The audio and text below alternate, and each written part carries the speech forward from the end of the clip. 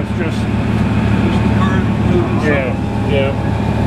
Neat. There's a grass eels. See them? Yeah, there's a whole bunch of. Take a look, guys, here on the starboard side. Now you can see the drop off.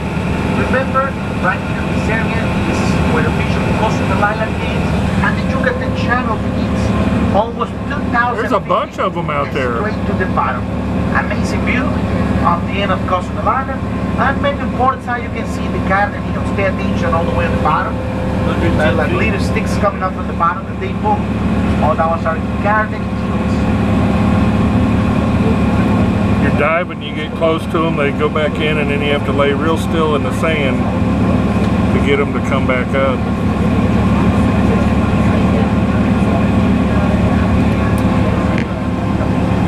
There's a whole bunch of them again.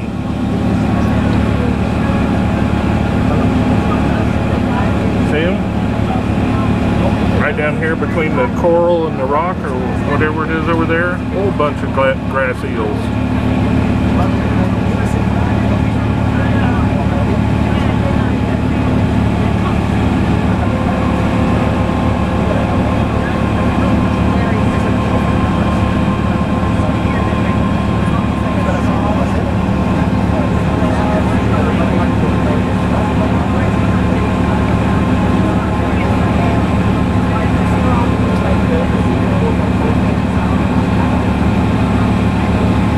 If it's raining up top, seems like it's getting darker, doesn't it?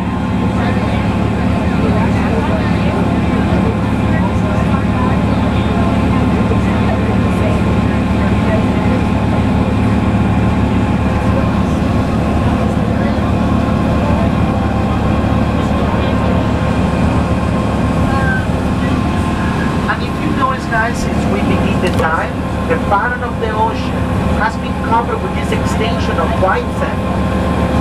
This white sand comes from the zinc calcium carbonate from the core formation, and also from the limestone which Cozumel Island is formed. And these sands help reflect the sunlight back to the surface, and that's one of the main reasons why the water looks so blue here in Cozumel Island. But the main reason why the water or why the ocean looks blue is because there is an effect that they call it color absorption. When the sunlight goes through the water is 800 times denser than the air. So when the light starts going in, the water starts separating the colors, and the water absorbs the colors. So we lose the color. The weaker one is the red color. The stronger one is the blue color. That's why the water looks blue. If you have something red with you guys, we really lose the red color, but then we change a little bit. If you don't take a look at the stickers that we have on the top of the viewports. We have red, orange, yellow, green, and blue. That's the sequence, how we lose the color that different we go.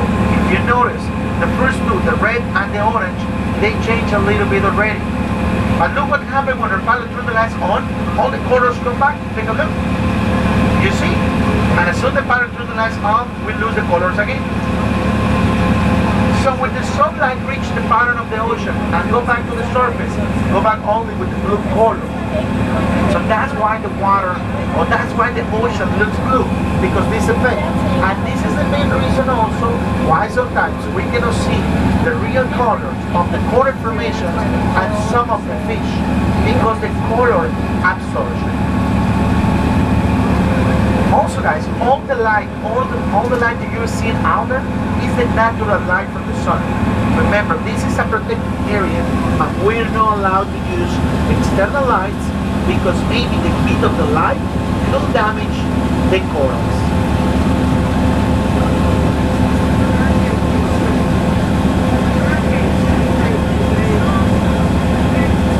Yes, actually, the last line was built in 2005. It was pretty bad. So all the corals came down now, but they're like recovering pretty good with this area. More garden eels. More garden eels out there. Right below us. Yeah. feet. On the next view, guys, first we're gonna see it on starboard side, then we're gonna see it on port side. So get ready with your cameras. We're gonna see a really nice view in a moment. We're gonna see a shipwreck, guys. Get ready with your cameras. We're gonna see a huge vessel. So this vessel, the Brazil, actually we can see it now on the starboard side. Take a look. This is the bow of the vessel. It's a huge vessel, guys. This vessel was built in Seattle, Washington by the year of 1943. So this vessel used to belong to the US Navy. This vessel used to be at the War of Vietnam, then at the Pearl Harbor in Hawaii, and also, by the year of 1962, the Mexican Navy bought this vessel to the United States. Then, this vessel was on service as a minesweeper until 1999 for the Mexican Navy. Then they put this vessel out of service. By the year of 2000, the government of Mexico and the Mexican Navy decided to donate this vessel to create artificial reef. Of course for the fish, but also for divers. And in that way, they can reduce the impact to the natural current formation. The name of this vessel is Felipe Chicotenco C-53. Has about 160 feet long and 15 years already on this area. We can see on the starboard side a juvenile black grouper. That little fish is a black grouper. In a moment they're going to turn the submarine. We're going to see this shipwreck on port side. Really nice view of the minesweeper Felipe Chicotenco.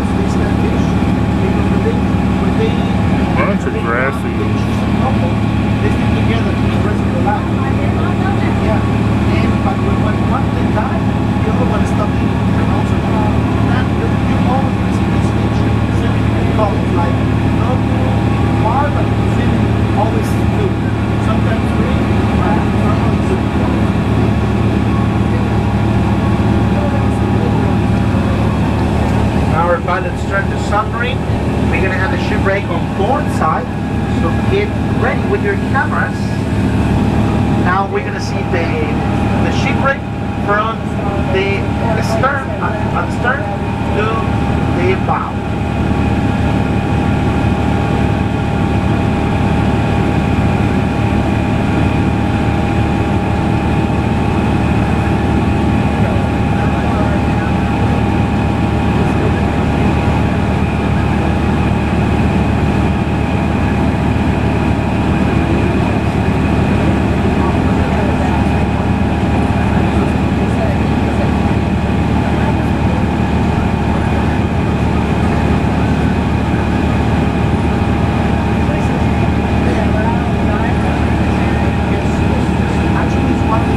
Big something over there.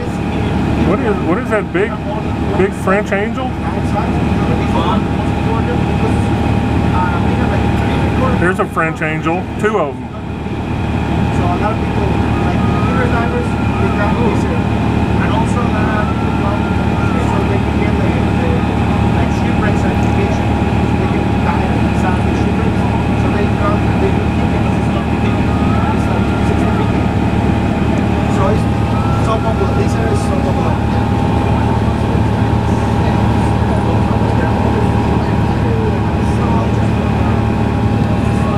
Also guys, let me tell you that the barrier reef line of Cozumel is part of the second largest barrier reef of the world.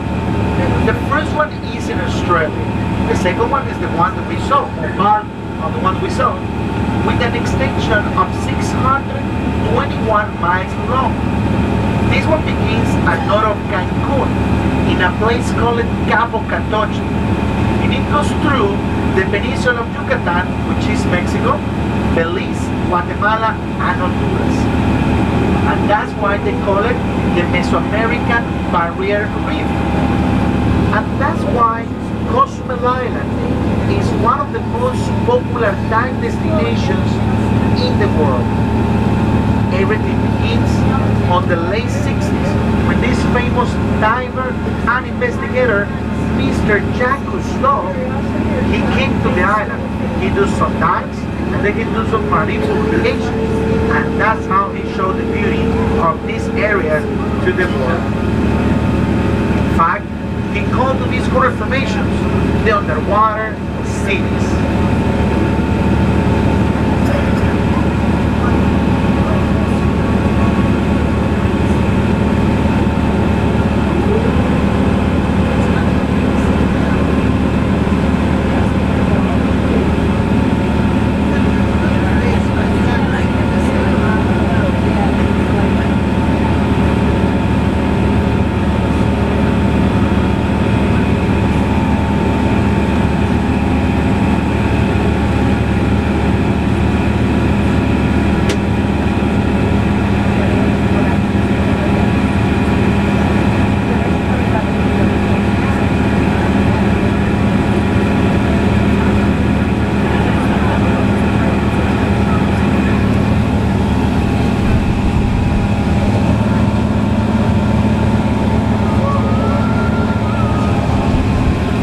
We have the Bermuda chop swimming close to the submarine. That between gray or silver fish, that was our Bermuda chops. Well guys, we are almost at the end of this adventure. In a couple of minutes more, we're gonna listen once again the communication between our pilot and the surface officer requesting permission to go back. But before, let me explain you something about this submarine. There's a nice one. This submarine, the Atlantis boat, was built in Vancouver, Canada by the year of 1994. It's the only one of its kind in the whole Mexican territory, a touristic submarine with capacity for 48 passengers plus 3 crew members. Weighs 80 tons, 65 feet long. The most important thing on this submarine is that we don't use any kind of combustion. We use electric power. 264 batteries to move this submarine. These batteries are located under your seats, and we are talking about 10 tons of batteries. We have a certification to go all the way to 150 feet with passengers. And in case we have an emergency, we can stay for more than 24 hours under the water, fired on with any kind of problems. The price of this submarine in 1994 was $4.5 million. The company, Atlantis Submarines, they built Atlantis 15 in 2008, which is located now on Barbados Island, and they cost $7 million. So you already know, guys, in case if you want to start your own business, just give us a call and we'll send you one home. So enjoy the last views, the last photos. In a couple of minutes, we're going back to the surface. Thank you very much, guys. Gracias. Thank you, gracias.